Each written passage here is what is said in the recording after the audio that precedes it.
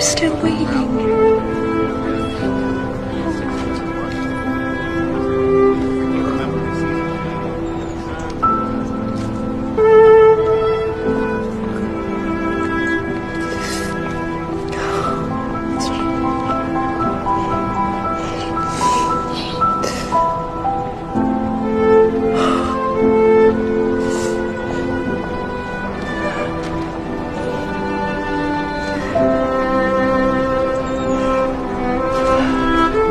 It's alright. Can I wait with you for the next train? Yeah. Thank you.